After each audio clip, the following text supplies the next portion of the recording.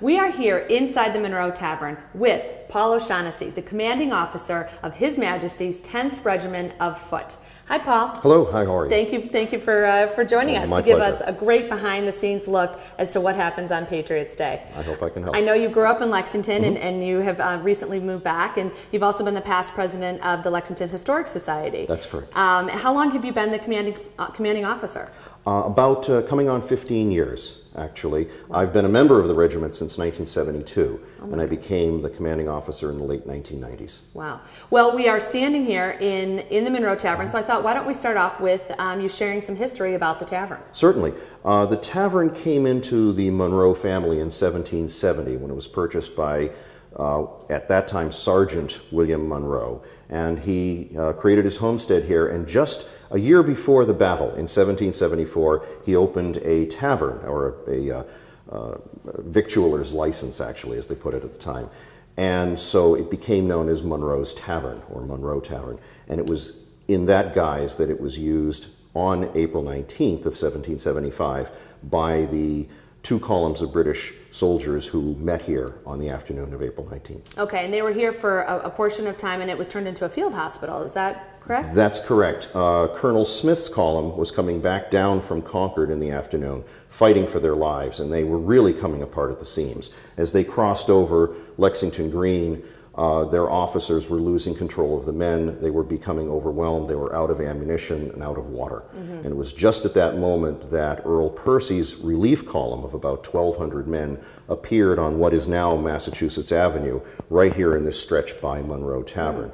And we have depictions of that from the Doolittle prints that show the pictures of the battle. I think we have some of those. We'll share those with yours. Yeah. Good. So I know most recently there has been a very large restoration to the tavern. Maybe you could share with us about that. I think this is part what we're standing in front of the timeline as part of it. It is, yes. And all of these houses that the Historical Society has, or any historical house, they need a serious makeover every, say, 75 years. And Monroe was absolutely due for that. We were having an increasing amount of tourism here since we began telling the side of the British soldiers on April 19th, and we realized we didn't even have a decent bathroom.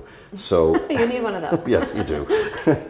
And so there were really 2 phases. One was to create this space here that we're in, which is a reception area, and something that we could have a visual display, such as this timeline that we're looking at right here. And so we created this modern space, but also at the same time preserved and restored the historic spaces of the house, as well as added some curatorial storage areas. Okay, and the museum is open for people to come and tour and see the different historic rooms. And George Washington was here for a point in time, right? Right. After the war, George Washington made sort of a East Coast tour, came all the way up and down the coast, and he stayed. He didn't actually stay overnight, but he had dinner here at Monroe Tavern in one of the upstairs rooms, and we've preserved that. Okay, and there's some memorabilia, yes, upstairs. That's right. That you can see. Okay, well, why don't we bring our attention back to the actual day of Patriots Day, and maybe you could give us an inside perspective as to what it takes to prepare for that day. You're in your beautiful uniform, and what does that entail to prepare? Well, it's a year-round effort, really. The 10th Regiment, which is the unit that I'm a member of, is a year-round entity. We do events all during the summer into the fall, and through the wintertime we do get ready for Patriots Day, and we actually have on the order, I think we have 6 new recruits coming up. So all of them need wool uniforms. We have to get the right red, yellow, the buttons, the weapons. We have to train them up. There's probably a 6 to 8 week effort to get people to actually know what to do with the muskets so they don't hurt themselves or anybody else. Yep, that's important. It is, yes. Because the weapons are real. I mean, they're not originals, but they're faithful reproductions, so we have to be careful about that. And so it's training, it's material, it's money, it's making, it's insurance, it's black powder. It's like running a small business. And all of this culminates in a rehearsal on the green, which this year is going to be April 1st in the afternoon, and then, of course, the main event on Patriots Day weekend. Okay, and are the uniforms custom made? Yes, they are. They're fitted and they're tailored. We look around for the original material as closely as we can find it in terms of color and content. So this is wool. It's lined with linen. the shirt, everything that I'm wearing is a natural, is an authentic or reproduction material. Okay.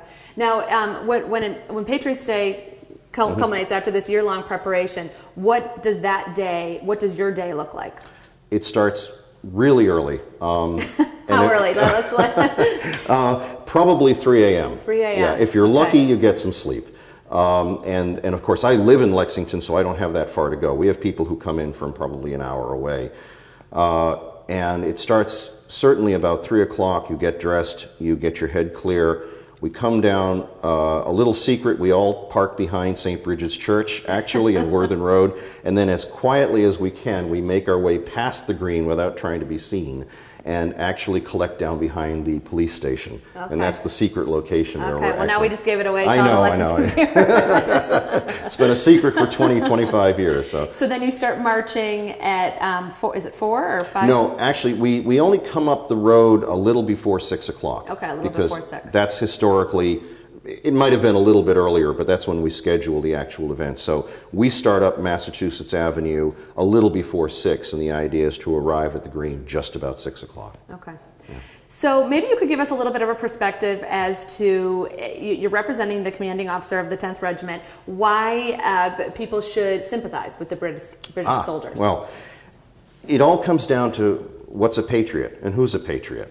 Of course, patriotism, or the patriots, the Americans in this, of course, grabbed the provincials, grabbed that word early on, and the government itself, the army and the loyalists were never able to get it back. Mm-hmm. But you really do have to ask, who's a patriot? I mean, what side would you be on today? Mm-hmm. Would you support your government, or would you support a rebellion against it? Mm-hmm. That's a very difficult question to ask. So I think it's important not to discount anything that the militia and the Minutemen were able to do that day, but you do need to see things from both sides if you're going to properly understand the events of the day, what led up to them, and why it all happened. Mm-hmm. And then additionally, I think one can have real sympathy for the British soldiers, many of whom came from Ireland, many of whom were stuck into this situation against their will, or at least they didn't particularly want to be here, and were given orders to somehow put down and solve this long-standing, simmering insurgency against the government here in New England.